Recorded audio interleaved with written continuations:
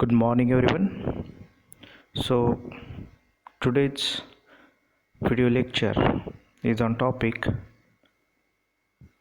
algorithm. What is algorithm? So, let's see the definition of an algorithm. An algorithm is a set of instructions designed to perform a specific task. Means what? An algorithm means it's a set of instructions, and this set of instructions mainly designed to perform a specific task, means to get a specific or desired output. Next definition: an algorithm is a well-defined step-by-step solution or a series of instructions to solve a specific problem. An algorithm is a well-defined step-by-step solution or a series of instructions. Means what? If we have one problem, then using an algorithm we can solve this problem. This definition tells us algorithm is actually a well-defined step-by-step procedure or a solution to a given problem or to solve a given problem. Last लेक्चरला आपण बघितलं होतं की algorithm म्हणजेच आपल्याला जो problem आहे त्याचं सोल्युशन फाइंड आउट करणे. म्हणजेच अल्गोरिदम हा स्टेप बाय स्टेप प्रोसिजर आहे एखादा पर्टिक्युलर टास्क कंप्लीट करण्याचं किंवा आपल्यासमोर असलेला प्रॉब्लेम सॉल्व करण्याचं. Next, characteristics of an algorithm. First one, unambiguous. Means what? An algorithm should be clear and unambiguous. Each of its steps and their outputs should be clear and must lead to only one meaning. Algorithm हा clear असला पाहिजे, ज्याच्यामध्ये कोणत्याही प्रकारची ॲम्बिग्युटी नसली पाहिजे. म्हणजेच algorithm हा स्पष्ट आणि क्लिअर असला पाहिजे. त्यामधले प्रत्येक स्टेप ही क्लिअर असली पाहिजे. त्यामधले इनपुट आउटपुट हे क्लिअर असले पाहिजेत.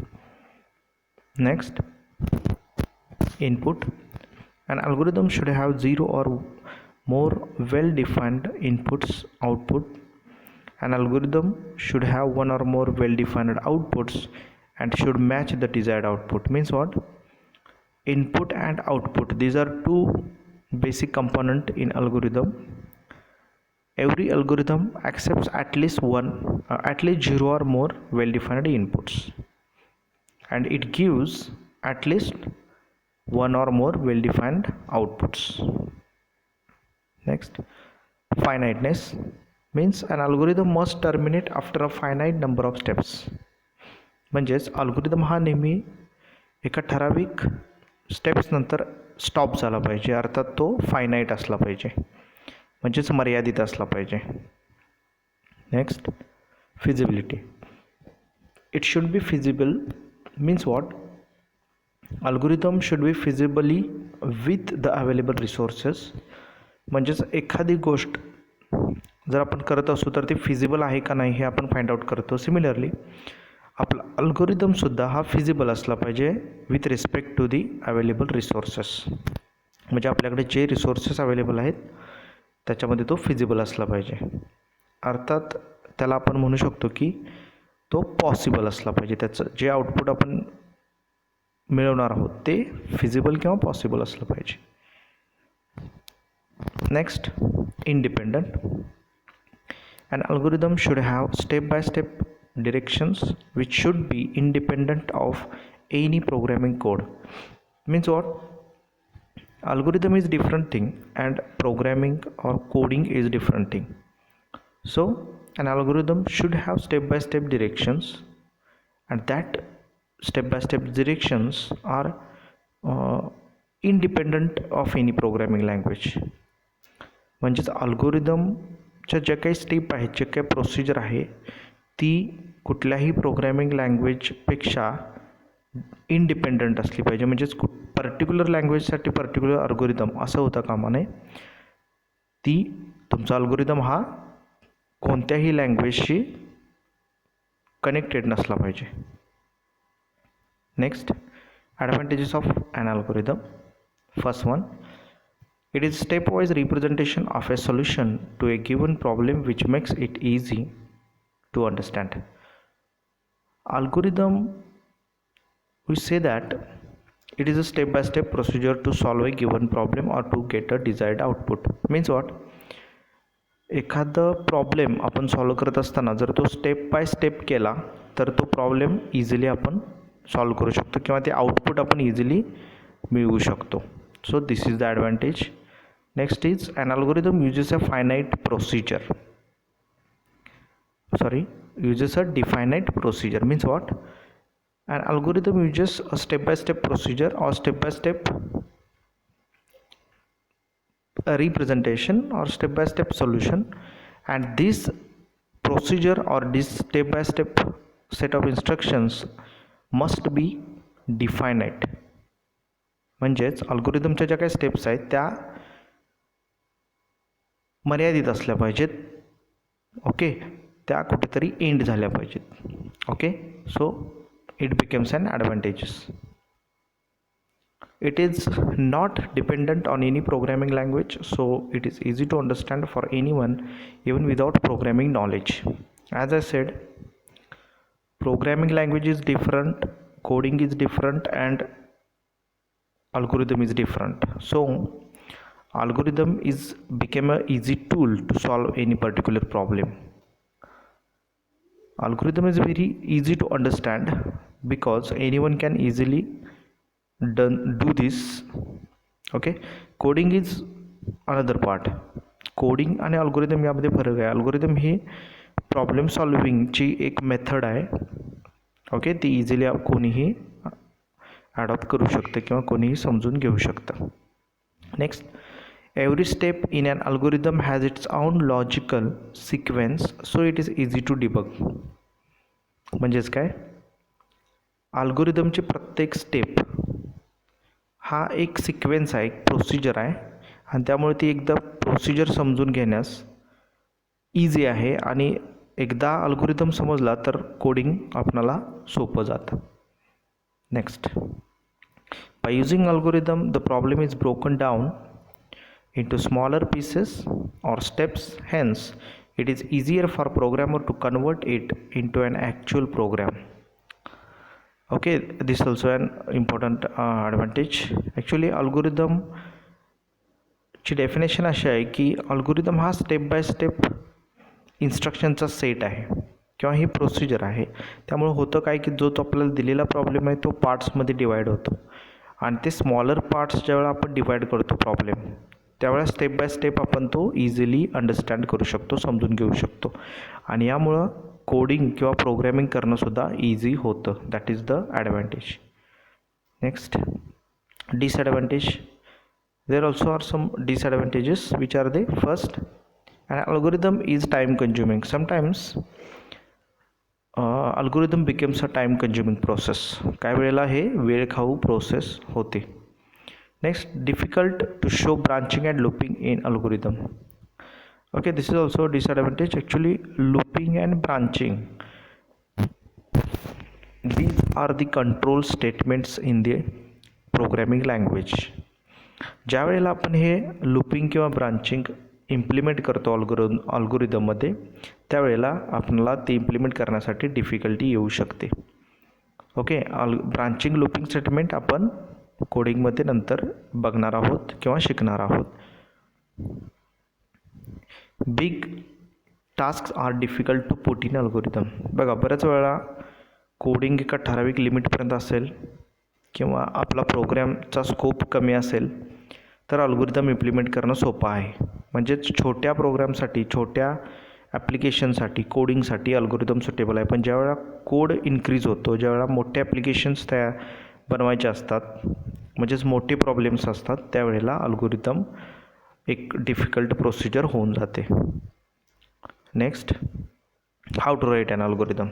this is very important to learn to write an algorithm. So let's begin. Okay, let us first take an example of a real life situation for creating algorithm here. Here is the algorithm for going to the market to purchase a pen. Okay, let's consider a simple example. We have to purchase a pen from market. Okay, मार्केटमधून आपल्याला एक pen खरेदी करायचा आहे. एक simple example आहे, त्याचा आपण अल्गोरिदम लिहिणार आहोत. स्टेप बाय स्टेप बघू आपण. First step 1 start. अल्गोरिदम हा नेहमी स्टार्ट म्हणजे स्टेप 1 ही नेहमी स्टार्ट असते. Step 2 go to the market. Step 3 go to the shop. Step 4 ask for your favorite brand of pen. Step 5 give money to the shopkeeper. Step 6 take the purchased pen. Step 7 go to back home. Step 8 stop. Okay, तुम्ही बघितलं असेल ह्या जो काय algorithm आहे तो 8 स्टेपमध्ये divide केला आहे. आपण याला म्हणू शकतो की इथं टोटल 8 इन्स्ट्रक्शन्स आहेत हा अल्गोरिदम रन होण्यासाठी किंवा पूर्ण होण्यासाठी. ओके, सो इथं आपण बघू शकतो की स्टार्ट आणि एंड म्हणजे स्टॉप ह्या 2 पार्टमध्ये आपला पूर्ण अल्गोरिदम आहे. स्टेप 1 आहे स्टार्ट आणि स्टेप 8 आहे स्टॉप. हा काय आहे, फायनाईट आहे म्हणजेच मर्यादित आहे. ठीक आहे, बघा सिम्पल अल्गोरिदम आहे. आपल्याला काय करायचं आहे, मार्केटमधून आपल्याला पेन खरेदी करायचा आहे. त्यासाठी पहिली स्टेप असणार आहे start, then go to the market. Step 2 आपण मार्केटमध्ये जाणार. स्टेप 3 त्यांना आपण पर्टिक्युलर शॉपला व्हिजिट देणार. Step 4 ask for your favourite brand pen means तुम्हाला जो पर्टिक्युलर पेन हवा आहे त्याबद्दल तुम्ही विचारणार. त्यानंतर step 5 give money to the shopkeeper म्हणजेच आपण शॉपकीपरला पैसे देणार. Step 6 take the purchased pen म्हणजेच आपण जो पेन खरेदी केला आहे तो घेणार. Step 7 go back home means आपण घरी परत येणार. And step 8 is stop. Okay, this much simple is an algorithm. Okay, first example तुम्हाला समजलं असेल. खूप सोपं एक्झाम्पल आपण घेतले इथं. ओके, आपण पुढचं एक्झाम्पल बघू. परत एक example second to find out given number is positive or negative. Okay, आता बघा आपण दुसरा अल्गोरिदमचा एक्झाम्पल बघतोय. दिलेला नंबर हा पॉझिटिव्ह किंवा निगेटिव्ह आहे का. पहिल्यांदा पॉझिटिव्ह नंबर आणि निगेटिव्ह नंबर तुम्हाला माहीत असणं गरजेचं आहे. पॉझिटिव्ह नंबर म्हणजे असा नंबर जो 0 पेक्षा मोठा आहे, 0 किंवा 0 पेक्षा मोठा आहे. ओके, आणि निगेटिव्ह नंबर म्हणजेच जो 0 पेक्षा लहान आहे, म्हणजेच -1 2 -1 -2 -3 and so on. These are the negative numbers and 0 1 2 3 4 all the positive numbers. Let's begin. First step 1 is start as usual. Steps 2 display enter any number. Okay, आपण स्टेपचा मीनिंग नंतर समजून घेऊ. पहिला स्टेप मी रीड करतोय. Step 3 read number. Step 4 if num equal to 0 display you entered 0. Step 5 if num is greater than 0 display you entered positive number. Step 6 if num is less than 0 display you entered negative number. And step 7 stop. Okay, जर तुम्ही बघितलं तर आपला जो algorithm आहे positive किंवा negative number find out करण्याचा तो स्टेप 1 टू स्टेप 7 या 7 स्टेपमध्ये आहे. स्टेप 1 नेहमीप्रमाणे स्टार्ट. स्टेप 2 आता आपल्याला पहिल्यांदा नंबर घ्यायचा आहे.